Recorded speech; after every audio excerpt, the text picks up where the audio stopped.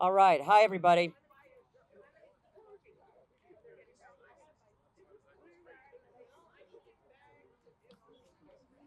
Hello, everybody. We're going to do our best in terms of volume. Yeah, you want to get your stuff up here? I don't mind, Damien. So, hello and welcome to the press and the public. I'm so glad to see all of you here. We are here at La Llorona Park for two reasons. Behind us flows the Rio Grande, life force to many of our farming and rural communities. And although it's quite bright out, it's also we appreciate the clear blue skies that our region is known for. We don't want either of those things to change because of outside influences trying to develop something in our community that is very clear that our community does not want. I'm State Senator Carrie Hamblin, and thank you all for being here.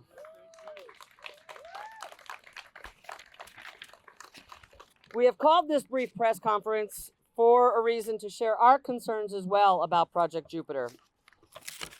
Before I get into it, though, I do want to thank those of you who are here who have been protesting this data center for over a year. It is the testament to your energy and your determination to make sure that our communities are safe and protected, and that we are bringing the economic development that we want to our area, not that somebody else wants. So let me be clear. We are not here to support Project Jupiter. We share the same concerns that those who live and work in this area, many for generations, have about the future of their livelihoods should this move forward. My colleagues, Senator Joseph Cervantes, Senator Bill Soules, and Senator Jeff Steinborn share several of these concerns regarding the transparency and genuine impact Project Jupiter will have on our area. I and Senator Cervantes represent the districts where Project Jupiter exists, and our constituents have expressed serious concerns about the environmental impacts on water and air quality, as well as the actual number of jobs in the area that people behind Project Jupiter promote. Senator Steinborn and Soules also share those concerns. My colleagues will each speak about their concerns, and at the end of the conference, we will announce the date and location of a listening session for our community where you will be able to ask questions to departmental officials who have direct impact on Project Jupiter and its ability to move forward or cease. We will also be available for conversations and questions after the press conference concludes. We do appreciate all of you who are here, who show how you feel about Project Jupiter, even our friends in the river.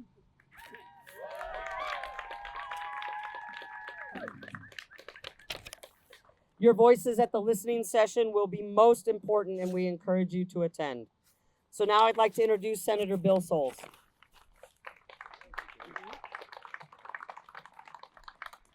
Thank you, everyone, for being here. I'm Bill Soules, State Senator, District 37, which is mostly the East Mesa, beautiful Oregon Mountain Desert Peaks area of Las Cruces.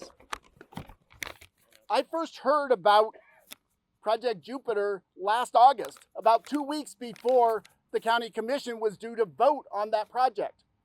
This is a major economic development project, and legislators in the area were not consulted, were not made aware of, were not part of that decision. I've got concerns about the lack of transparency. The bill that was amended late at night, at the end of a session, when everyone is tired and not paying attention, redefined microgrid to include what Project Jupiter represents. Clearly, Project Jupiter is not a microgrid. I'm concerned about the deliberate action to avoid meeting the clear intention of the Energy Transition Act.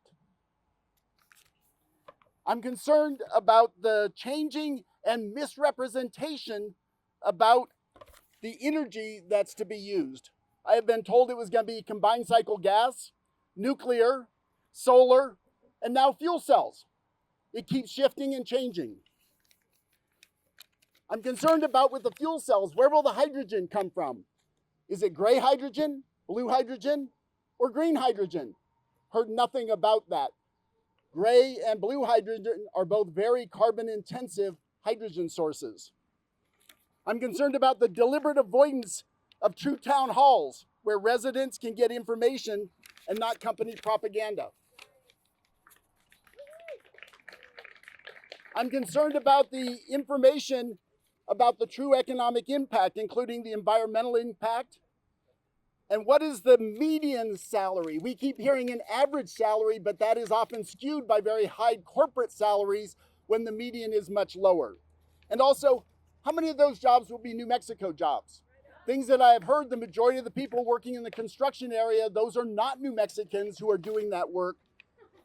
How many of the permanent jobs are going to be New Mexico residents rather than bleeding that economic development into the El Paso market? Everywhere data centers have gone, they've overpromised and under-delivered. Why is this one going to be different? And what protections are there when they don't live up to the promises? Those are my main concerns. With that, I'd like to introduce Senator Joseph Cervantes, who represents the area down the valley in much of this same area where the project's going in. I have the lovely opportunity to tell you this river flows about 20 miles down and runs right alongside our farm. And so it's a beautiful thing to have as a backdrop. And again, a shout out to our backdrop. These guys are incredible. When we were trying to decide where to do this, the four of us were senators, so we couldn't agree on anything easily. So we debated that at great length. And I was kind of a naysayer, but I think next time we all bring shorts and we get in the river and really make a show of this. It's sometimes hard to get the press's attention these days, but we can manage to do it. I may have a little bit different perspective than my colleagues, not just on the location, but on some things. But I hope that together we can all come together with agreement on some important things. I've got a phone and it's full of AI, and you all tell me, show of hands, who doesn't have a phone here today? Number one, and yeah, look around. Who doesn't have a phone here? I think there's two of you, and those of you that don't use AI, you're going to be, you may not know you're using it, but you're using it. And it's an integral part of my business and my law practice. So I'm acknowledging the frontiers and the future. And I think we have to do that. I think we also have to recognize New Mexico has always been part of the future and the forefront of technology and space and many things that bring us together. And we want to be part of that. We don't and can't afford to be left behind. But the process that Bill referred to in this case are things that most of you all do not know about, and I'm glad so much that the press is here in number, because it's time that we get some intrepid journalists who start doing a little bit of digging. And I'm going to give them a few nuggets today. I'm going to give them a few nuggets, and let's see if they can chase them down, all right? But let's start with the fact that last night, the Santa Fe City Council put a moratorium on data centers in Santa Fe County, all right? Now, we have the opposite on the other side of the state, where we have a county commission that has been fully cooperative, supportive, and frankly, part of the process of this project. And they've done so with really not wanting to commit themselves to the time, the energy, and the digging that a project like this deserves. Now, we bear some responsibility. I tell you, I'll give you some nuggets. Bill referred to that. This concept began in the 2025 session in the late night hours. We didn't know that's what was going on. We had a last-minute amendment. Senator Steinborn tried to debate it. We were all assured that this microgrid concept was fully consistent with the ETA. In fact, if you go back and watch the transcript I have and watch the video, the sponsor of the amendment said specifically, this is all consistent with all of our environmental planning and objectives over the last 8 years that we as Democrats have controlled the state government. And we've led in incredible ways in trying to protect the government in those 8 years. And it's all being undermined right now because, let's make no mistake, this project is being quarterbacked out of Santa Fe. And it's being quarterbacked out of the state capitol, and it has been starting back in 2025. And it continues to be quarterbacked out of the state capitol even today. Now, our job as state senators is to make sure that we are the voice of the public in state government here. And frankly, when the county passed the IRB, the bonding capacity for the project, I think most of you all here, looked forward to what was promised to us, which was a public forum to answer questions and really give us an opportunity to learn more about the project. And at that time, I remained fully open-minded to hear what was behind the ideas and what were the concepts. I was enthused and excited by the possibilities. But since then, we've continued to see example after example where the promoters, including the county government and others, and the state government, are misrepresenting and misleading the public. And that began on that night in 2025, and it continued even into this last session. Most recently, when the county government said that it would hold this opportunity for the public like us to ask questions, I was at some of those early Jupiter meetings and we made these promises. And I look forward, as Carrie said, our district is Sunland Park, Santa Teresa. Those are the people that I'm charged to represent. And I looked forward to that opportunity of that meeting. And then the date was changed. And then the purpose was changed. And then the meeting took place a couple of weeks ago, and there was not a listening session, there was not questions, there was not information, it was a job fair. When I saw that, I realized it was time for my colleagues and I to come together and give the public that opportunity, and that's what we're doing in August. We are going to invite and ask the state leaders, the secretaries, the cabinet secretaries of environment, state engineer who regulates our water, and our state leaders to come together on August 11 and give us the opportunity, all of you the opportunity, to give us questions. We're going to take those questions, we're going to present those questions, and we're going to try and get you answers. And I'll be part of the people asking those questions. I will tell you, I had an opportunity this morning to speak with Deb Howland, who I'm fully confident will be our next governor.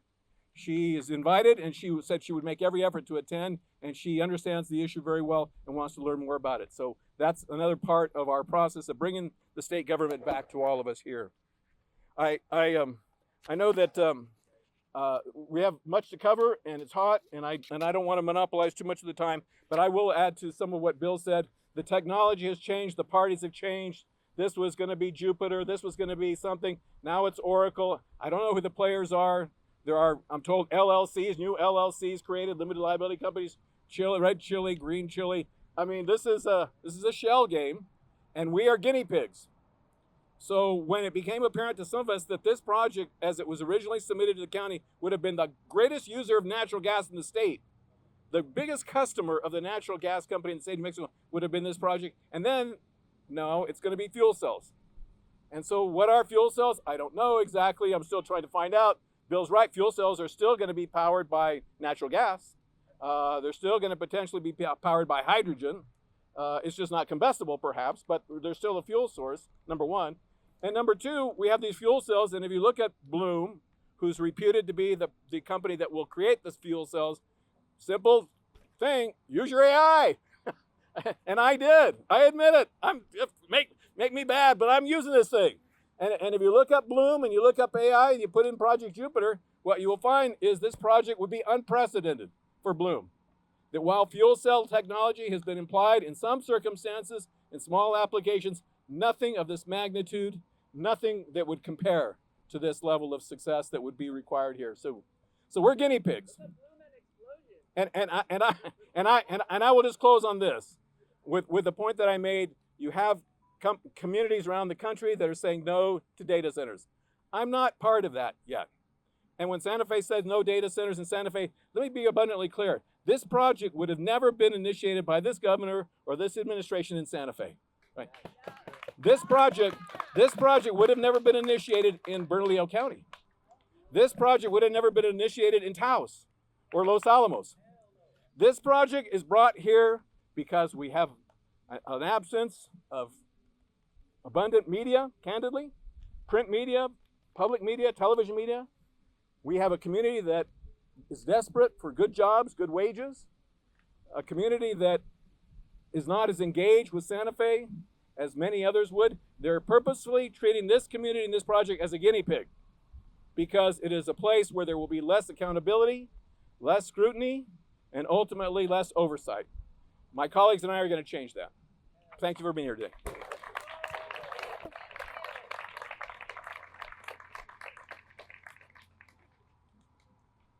All right. How's everyone doing? We hanging in there? Does anyone need any water? Okay, we have bottled water if anyone Water right there. needs a glass. Okay. It's about as loud as we can get. Okay, I'm so sorry. I'll get up on the mic. Thank you guys so much for being here. Thank my colleagues. Give it up again for Senator Cervantes, Hamblin, and Souls.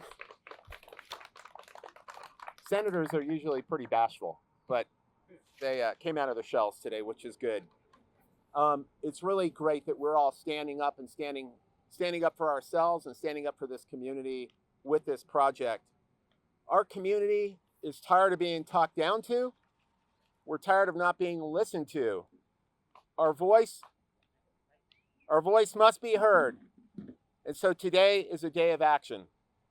We need to chart a different course. For too long, New Mexico has a history of being treated as a sacrifice zone. We have seen this with the legacy of uranium mining, where we're still cleaning up contaminated sites.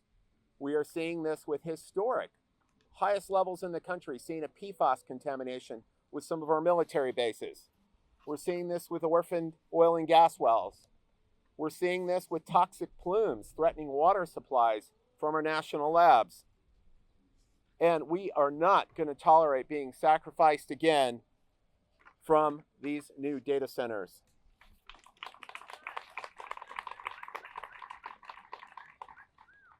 In New Mexico, we have a microgrid problem, as Senator Cervantes was saying.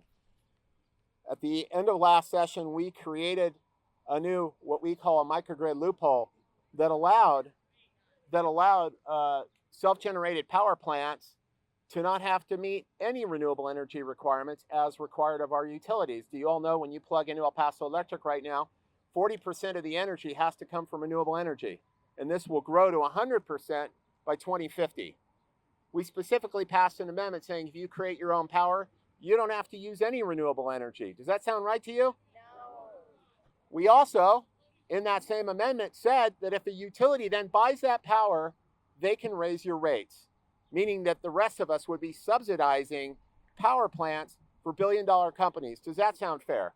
No. And if you think that can't happen, how many of you know that right now El Paso Electric is wanting to increase our rates by 50%? To do what, in part?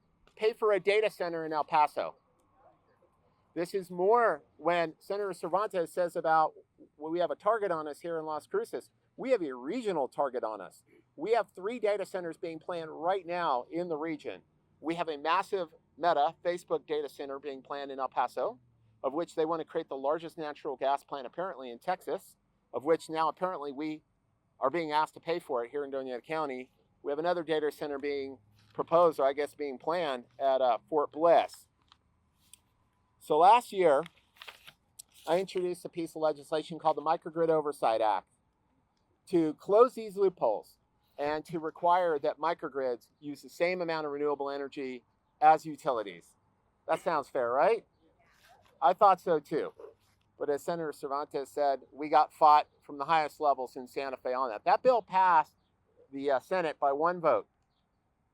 And everyone standing up here, of course, voted for it. That bill then never got a vote in the House. It was never even heard. So I want to tell you right off the bat, we are all committed to passing the Microgrid Oversight Act next session in Santa Fe. You can count on it. And in fact, we'll probably make it stronger. And I want to give a shout out to people like Glenn Landers out there and others that were really a part of helping work on that bill. Thank you, Glenn. And lots of great advocates were involved in trying to figure out what the hell happened and then figure out how we could fix it legislatively and close that. Let's be clear. Project Jupiter, as it stands now, is going to be a massive polluter. We've all heard about the Bloom fuel cell that's been unproven at this scale. Quite frankly, we have heard the people with Project Jupiter try to reframe this as now being a clean proposal, which quite frankly is the highlight of gaslighting and insulting to all of us to call this the now clean environmental proposal. Have any of you heard about Project Green anytime recently? Remember that? Where prior to the Bloom, they were going to do all this renewable energy, and now they're not even committing to doing that.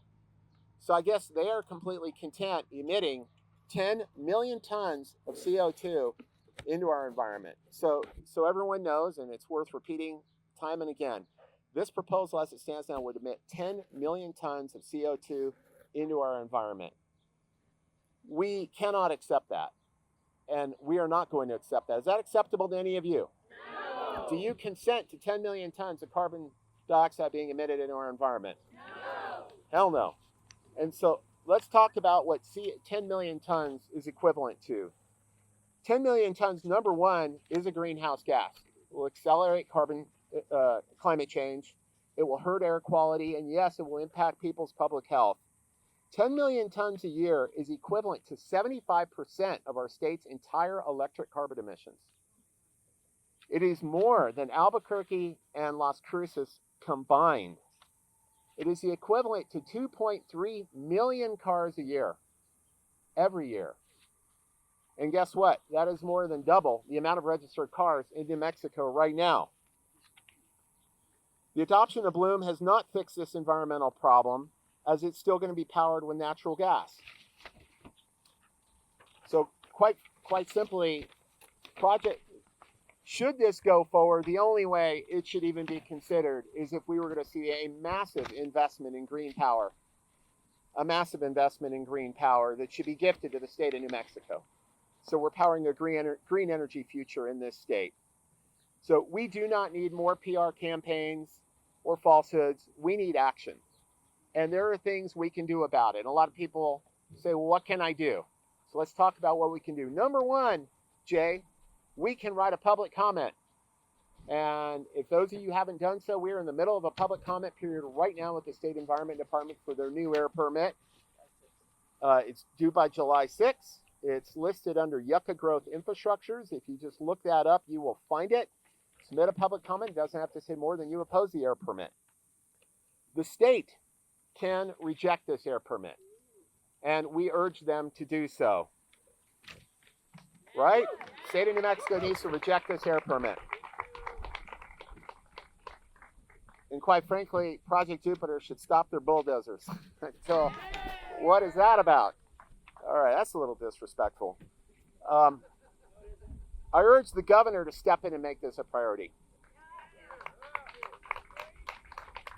She, as we know, was a leading advocate for Project Jupiter. But now the state, her constituents have spoken. And we need her to help be part of the solution. And we need her to oppose this air permit. We need her to demand a different outcome of this situation. Right? Yeah. All right. So let's get on that, Governor. And we've heard rumors of possible special sessions. If there is a special session for any reason before she leaves office, we need to include the Microgrid Oversight Act in that special session. All right. So in short, and yes, we need to keep showing up. And so in closing, I want to just thank you all so much again for your activism. But I particularly want to thank the young people that have gotten involved, some of whom are here today. And forgive me for calling you young, but as you get older, we can do that. But it's really heartening to see the next generation finding your voice, finding your organizing power, and really taking ownership of your future, taking ownership of this catastrophe. And so I just want to, from the bottom of my heart, thank you all who have stood up. Give them all a round of applause. So with that, are we ready to keep fighting? Let's go. Thank you, guys. Thank you so much, colleagues. Again, thank you all for being here. A big thank you for our water warriors, who are the coolest here. We do appreciate the passion that you have shown over the last year about the impact Project Jupiter will have negatively impacting our friends, our family, and our communities. We are not opposed to economic development, but not to achieve it on the backs of the people who have been living and loving and working in our region. That is not a sacrifice we are willing to make. So we share your concerns, and we want to invite you to a free, open to the public listening session where you will have the opportunity to ask those state legislators, those state level agencies that are directly relevant to the permitting of air, energy, and water. The listening session will take place on Tuesday, August 11th. He agrees. From 6 to 8 o'clock at Corbett Center in the ballroom on the 3rd floor. Follow us on our socials. For those of us who have social media, follow us. We'll be making sure that information gets out. School will not be in session, so it's after hours. There will be a variety of places to park. We invite you to join us as we all try to get clear answers about how Project Jupiter will impact all of us, and I do hope to see every single one of you there. Thank you. This does conclude the press conference. We are happy to stick around for questions afterwards. Thank you all for being here. Be safe. Again, if you need water, it's here. We don't want you getting sick or feeling awful. Thank you all. We're going to do one-on-one conversations afterwards. Thank you, everybody.